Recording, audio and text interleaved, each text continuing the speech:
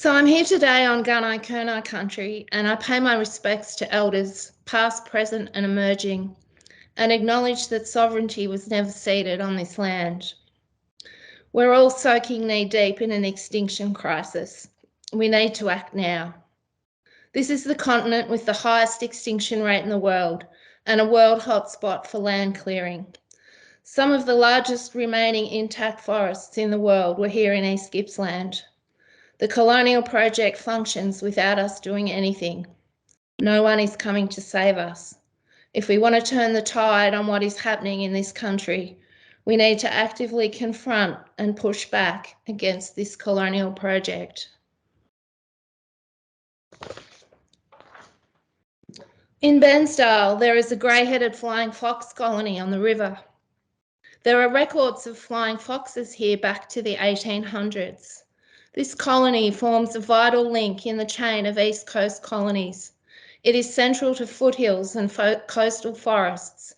It's a whole of life cycle colony where mating, birthing and raising young occur. Bat colonies can be hundreds of years old. Like a hotel or a railway station, the bats come and the bats go, but the colony remains. On average, 20% of the population turns over every night. Flying foxes perform vital ecosystem functions. They are the only long-distance pollinators and can disperse up to 60,000 seeds in one night. Many plant communities, including eucalypt forests, rainforests and woodlands, rely on them for viability. They are called an umbrella species because so many other species live under their work. They are forestry generators with over 100 native trees and shrubs relying on them for effective reproduction. They take exotic fruit when hungry, but in Gippsland, their preferred food is the rainforest fruit and the nectar and pollen of eucalypts, banksias and melaleucas. These blossoms only truly open their flowers at night to attract the best pollinator, the flying fox.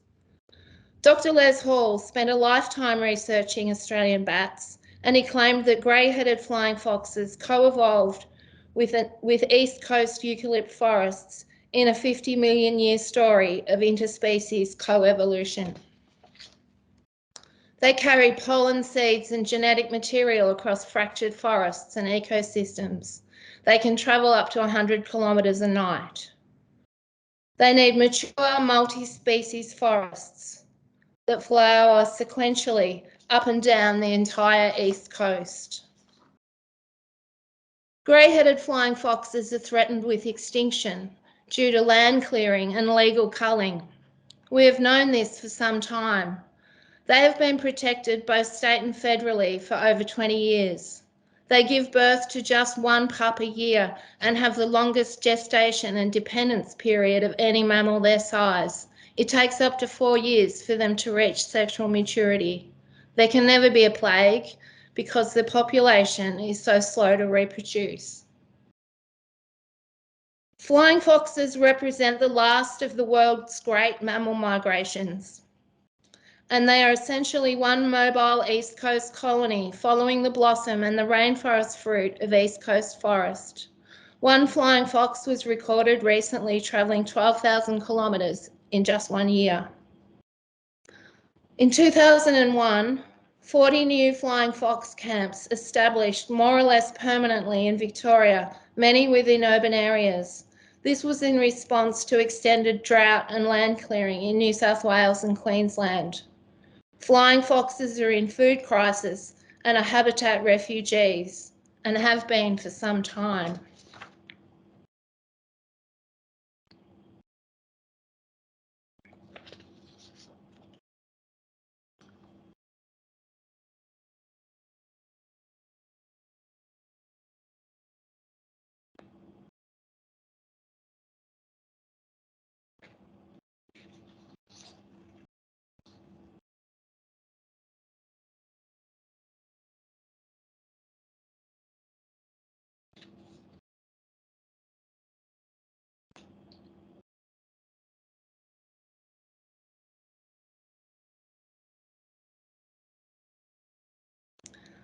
In 2014, after years of unsuccessful attempts, East Gippsland Shire gained a permit from the Federal Environment Department to remove the entire flying fox colony on the river in Bairnsdale.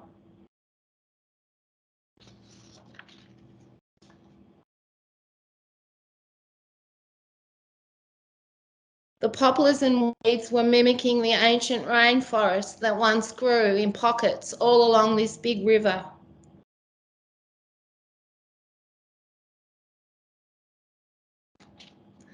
In 2015, they removed 1/3 of the colony, and as predicted by the experts, this created, in times of high numbers, a second colony nearby in a less suitable location beside a bitumen road over a busy picnic area.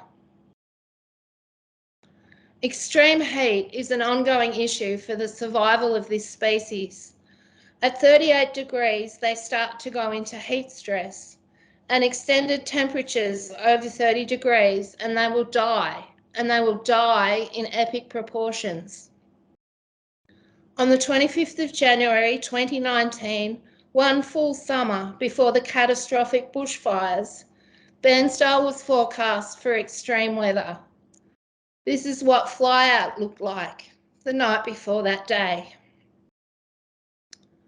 On the 25th of January 2019 at 11 a.m, the temperature was 44 degrees and bats were in heat stress and they were starting to die. By 4 p.m, hundreds of bats were falling dead and dying out of the trees in the popular picnic area beside the bitumen road. On that one day, 3,000 bats died at Bairnsdale and Maffra, and 4,000 died at Adelaide.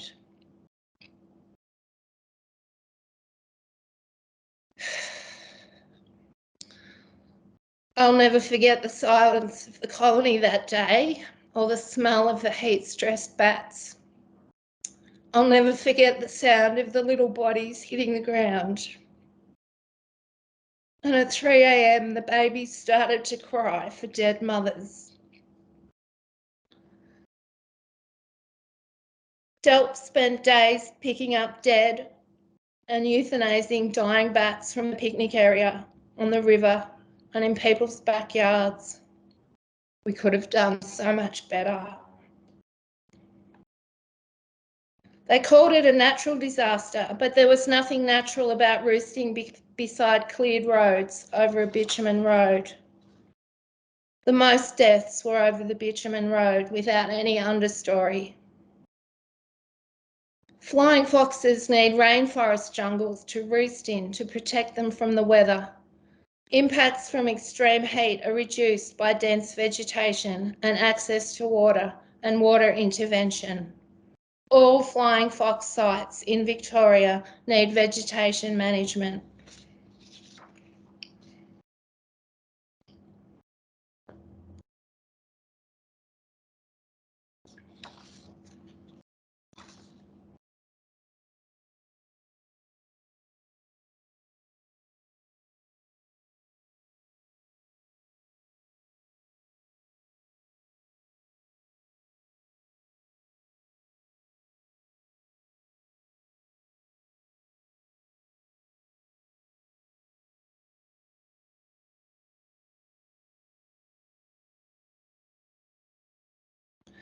In 2020, I set out to photograph every old tree scheduled to be cut down. There were lots of trees to be cut down, and sometimes I got there too late. I started at the bat colony on this big river on Red Gum Plains at the edge of the foothill forests, and I worked my way out in a 100-kilometre radius, north, south, east and west. I took 60,000 photos on 75 field trips. Flying foxes come here following the blossom, feeding on the nectar, pollen and fruit of East Coast forests. In the past, they came in times of drought up north or in times of mass flowering events. Now they come more often and they stay for longer. The gaps in the forest have become bigger and following the blossom has got harder. Eucalypts don't flower every year, they flower in mysterious cycles, Different species flower in different months and on different rotations. Some maybe flower only every 2 or 5 or 7 or 14-year cycles, and their flower buds can take a couple of years to form, and conditions have to be right. Rain has to fall at the right times. In old multi-species forests that blossom sequentially up and down this coast, this large, mobile, flying mammal with high energy needs has thrived here for 50 million years. Rain came after the pain of 2020 bushfires, and the forest bloomed like we'd never seen. Spring and the following summer became known as the year of the blossom, maybe a once-in-a-lifetime event. We chased the blossom in the forest. We may never see abundance like this again. We avoided the burn scars of the summer, and we walked forest where there weren't roads. And we tried to glimpse who lived here now and what happened before Gunai land was stolen. I keep trying, even though I realise the futility of trying to document every old and disappearing tree or the entirety of a forest, the ephemeral light slipping into every fleeting moment. Seasons turn and the forest changes, but the trees are meant to stay. No one gave me permission to be here. Chasing epic landscapes, and you come face to face with the colonial nightmare.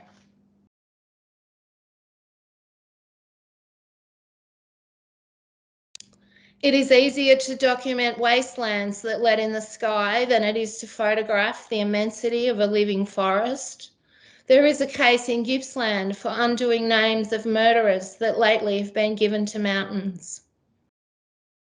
In Gippsland in 1868, all roads led to rape, pillage, plunder and profit. Today they lead to resource extraction. On the Red Gum Plains, over 800 trees will be cut down if a mine gets approval to dig a hole that wants more water from the river in a year than all the towns use to drink. 800 trees by 500 years equals 400,000 tree years. Nothing is coming to staunch the flow. On coastal roadsides smashed and broken by machines that had scraped life back into big long scars too wide for the tiny birds to cross. The violence of the shutter operates in split-second fractions.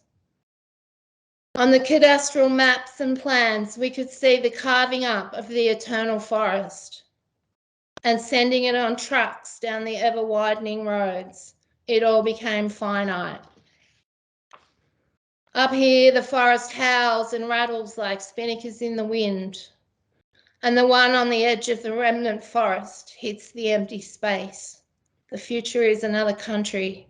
It's a big sky, and it's just over the hill. In the silence and the shock of a world in lockdown, we stepped into the burn scars of near-silent coastal forests, burnt by white men in the fear and frenzy of last summer. The photos weren't for me anymore. The forest was extracting its dues. If you love me, you must protect me.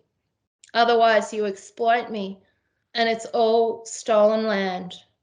I took 60,000 photos trying to hear the forest speak, and when it did, it scared me.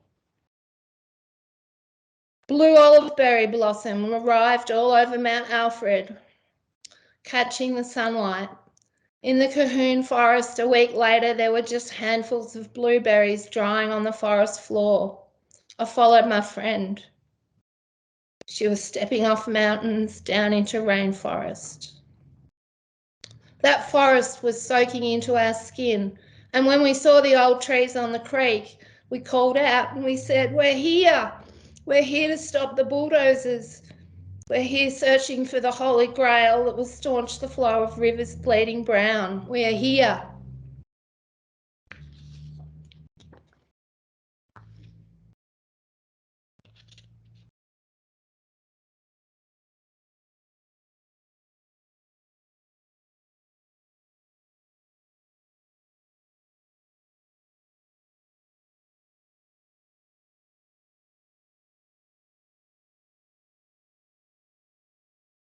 On this map, you can see the dark red, which is the fire of 2019, 2020, and the circles are key unburnt refuges where logging is occurring right now.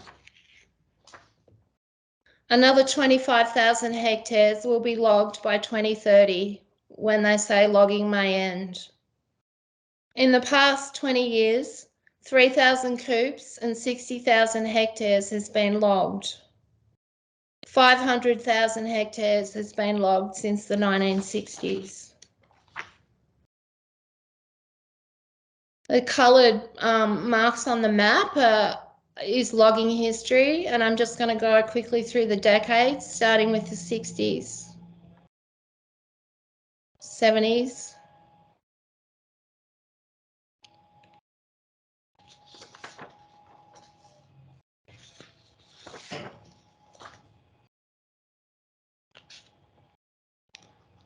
Logging is the only extractive industry exempt from federal environment laws. Old growth forest is still being logged. Areas of high biodiversity are the same areas taken by logging. Logging is a major threat for bushfire affected species. It takes 250 years to form a hollow in a eucalypt big enough for a greater glider. We walk for hours in the night and we don't find gliders in forests that have been clear felled in the past. And this is a yellow belly glider. They need hollows too. Gunai country is not fragile. It was doing just fine until the colony came along.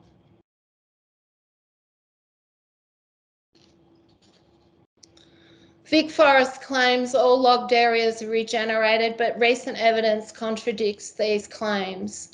The After the Logging report reveals that 50% of ash and 30% of mixed forest coops fail to regenerate. This claim underpins the regional forest agreements and is used to justify exemption from federal environment laws. More than 100 coops have failed to regrow. Some were logged as long ago as 2004. There is an accumulation of failed regen coops from logging before 2004, but the government has indicated it will not pay to restore the backlog. It takes decades and centuries for forests to regrow, but logged forests are not monitored after the seeding survey.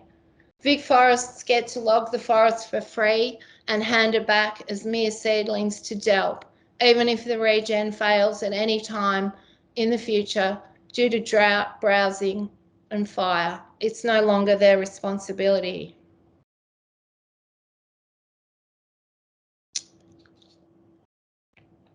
And that's it. Thank you.